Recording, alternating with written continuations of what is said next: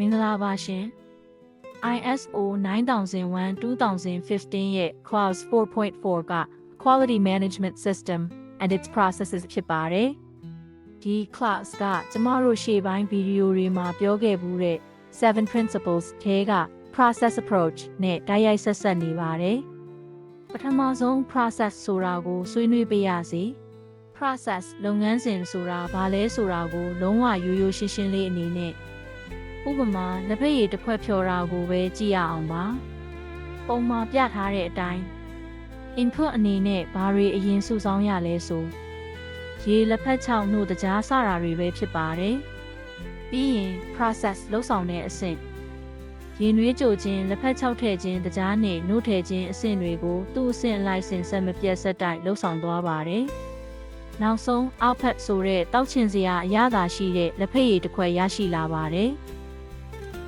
ဒီလိုပါပဲ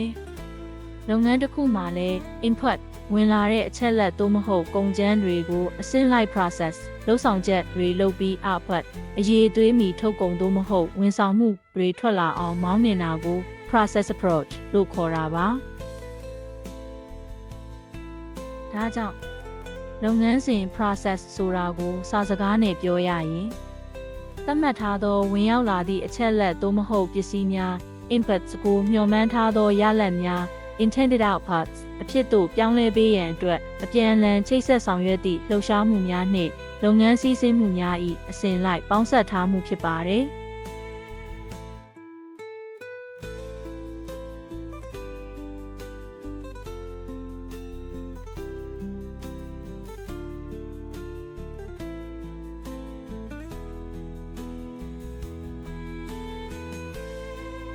နိုင်တလုံးအချိန်မှန်မှန်လဲပတ်ဖို့ဆိုရင်အတွင်းထဲကခွေးသွားစိတ်လေးတွေတစ်ခုနဲ့တစ်ခုအံဝင်ခွင်ကြချိတ်ဆက်မောင်းနေရသလိုပါပဲဒီ class 4.4 မှာလည်းမိမိလုပ်ငန်းရဲ့ဌာနအသီးသီးက process တွေကိုတီးခြားစီမထားပဲ input ကနေရေးသွေးရှိတဲ့ output ထွက်လာသည့်အထိတစ်ခုနဲ့တစ်ခုဘယ်လိုချိတ်ဆက်မောင်းနေမလဲဆိုတာကိုစနစ်တကျသတ်မှတ်ထားရမှာဖြစ်ပါတယ်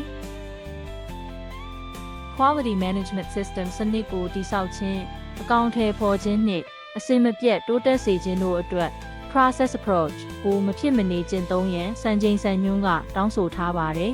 ။အဖွဲ့အစည်းအနေနဲ့မိမိတို့ရဲ့ရည်မှန်းချက်နှင့်မဟာဗျူဟာများအတိုင်းရလဒ်ကောင်းများထွက်ပေါ်လာစေရန်လုပ်ငန်းစဉ်များ processes နှင့် NOE ချိတ်ဆက်ဆောင်ရွက်မှုများကိုစနစ်တကျသတ်မှတ်ပြီးစီမံခန့်ခွဲရမှာဖြစ်ပါတယ်။ Key processes နှင့်supporting processes များကိုခွဲခြားခြင်း key processes ဆိုတဲ့ပင်မလုပ်ငန်းစဉ်များဆိုတာသုံးစွဲသူလိုချင်တဲ့ထုတ်ကုန်သို့မဟုတ်ဝန်ဆောင်မှုကိုဓာတ်ရိုက်ပေးအပ်တဲ့လုပ်ငန်းစဉ်များဖြစ်ကြပါတယ်။ဥပမာထုတ်လုပ်ရေးဌာနဖြန့်ချီရေးဌာနစားသုံးသူဆက်ဆံရေးဌာနဝယ်ယူရေးဌာနတို့ရဲ့လုပ်ငန်းစဉ်များဖြစ်ပါတယ်။ supporting processes အထောက်အကူပြုလုပ်ငန်းစဉ်များဆိုတာကသုံးစွဲသူထံဓာတ်ရိုက်မရောက်ပေမဲ့Key processes များအောင်မြင်စွာလည်ပတ်နိုင်ရန်အထောက်အကူပြုပေးသောလုပ်ငန်းစဉ်များဖြစ်ကြပါတယ်။ဥပမာ HR Training, Finance, Document Control, ID, Maintenance စတဲ့ဌာနတွေရဲ့လုပ်ငန်းစဉ်တို့ဖြစ်ပါတယ်။မိမိအဖွဲ့အစည်းရဲ့ process တွေကိုရေးဆွဲခြင်းမိမိအဖွဲ့အစည်းတွင်ဌာနတစ်ခုနှင့်တစ်ခုညီတို့ချိတ်ဆက်နေသည်ကိုအရင်ပုံဖော်ပါ။ပြီးမှဌာနတစ်ခုချင်းအလိုက်workflow လုပ်ငန်းစီစဉ်ပုံအဓိက process များအမှန်တကယ်ဘလို့စီစဉ်နေသလဲဆိုတာကိုဆက်လက်ပုံဖော်သင့်ပါတယ်။ကိုယ့်အဖွဲ့အစည်းရဲ့ process လုပ်ငန်းစဉ်တွေဟာ ISO 9001-2015 စံချိန်စံညွှန်းမှာပါတဲ့အခြားသော clause တွေနဲ့ချိတ်ဆက်မှုရှိနေမှာဖြစ်ပါတယ်။ပထမဆုံးဒီ process ရဲ့ owners ဆိုတဲ့တာဝန်လုပ်ပိုင်ခွင့်များသတ်မှတ်ပေးခြင်းအတွက် clause 5.3 Now Clause 6.1 နဲ့က Process, Alike, Risks and Opportunities ကိုစမ်းစစ်ဖို့အတွက်ချိတ်ဆက်နေပါတယ်။အဲ့လိုပဲ Clause 7.1 ကလိုအပ်သောအရင်းမြစ်များ Resources ထောက်ပံ့ပေးခြင်း Now Documented Information များကိုထိန်းသိမ်းစောင့်ရှောက်ခြင်းအတွက် Clause 7.5.1 Clause 9နဲ့ကလုပ်ငန်းစဉ်စွမ်းဆောင်ရည်ကိုတိုင်းတာစစ်ဆေးခြင်း Measurement and Evaluation အတွက်ချိတ်ဆက်နေမှာဖြစ်ပြီး Clause 10.3 နဲ့ကစဉ်ဆက်မပြတ်တိုးတက်အောင်ဆောင်ရွက်ခြင်း continual improvement အနေနဲ့ဆက်ဆက်နေမှာဖြစ်ပါတယ်။ဒီ class နဲ့ပတ်သက်လို့မှတ်တမ်းတင်ရမယ့်စာရွက်စာတမ်းတွေအနေနဲ့ကအမျိုးအစားနှစ်မျိုးရှိမှာဖြစ်ပါတယ်။ပထမတစ်မျိုးက maintaining documented information လုပ်ငန်းစဉ်များလဲပတ်ရန်ထိန်းသိမ်းထားရမည့်စာရွက်စာတမ်းများဖြစ်ပါတယ်။အဲ့ဒါတွေက management system manual, staff handbook, procedures, work instructions, process maps, forms စတာတွေဖြစ်ပါတယ်။နောက်တစ်မျိုးက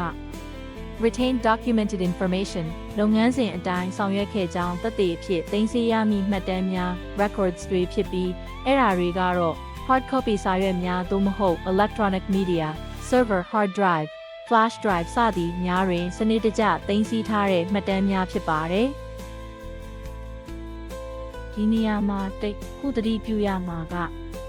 မိမိအဖွဲ့အစည်းရဲ့ထုတ်ကုန်သို့မဟုတ်ဝန်ဆောင်မှုအရေးသွေးပေါ်တက်ရောက်မှုရှိတဲ့လုပ်ငန်းစဉ်တစ်ခုခုကိုပြင်ပ outsource ဖြစ်တဲ့ကုမ္ပဏီခွဲတွေ subcontractor တွေဒါမှမဟုတ်တခြားလူပုဂ္ဂိုလ်သို့မဟုတ်အဖွဲ့အစည်းတစ်ခုခုကိုလွှဲပြောင်းလုပ်ဆောင်စေမှုရှိရဆိုရင် quality management system အတွင်းအဲ့ဒီ process တွေကိုလည်းထိန်းချုပ်မှု control လုပ်ရမယ်ဆိုတာပါ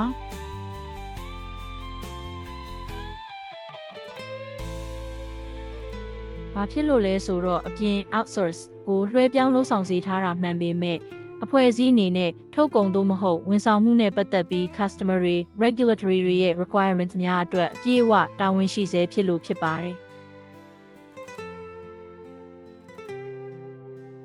အဲ့ဒီအပိုင်းနဲ့ပတ်သက်လို့ Clause 8.4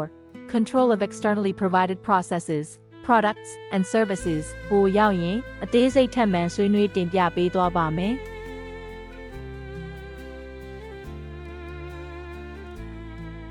ဒီပုံလေးတွေကတော့ process နဲ့ပတ်သက်လို့နမူနာ flow chart လေးပဲဖြစ်ပါတယ်။မိမိတို့အဖွဲ့အစည်းပေါ်ဌာနအပေါ်မူတည်ပြီးကိုယ်လုပ်ငန်းစဉ်အရရေးဆွဲရမှာပဲဖြစ်ပါတယ်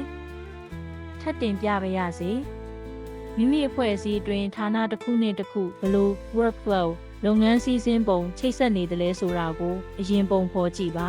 ။ပြီးရင်ဌာနတစ်ခုချင်းအလိုက်အဓိက process များကိုအမှန်တကယ်အတိုင်းဘယ်လိုစည်းစိမ်နေတယ်လဲဆိုတာကိုဆက်လက်ပုံဖော်ကြည့်ပါလို့တင်ပြပါရစေရှင်။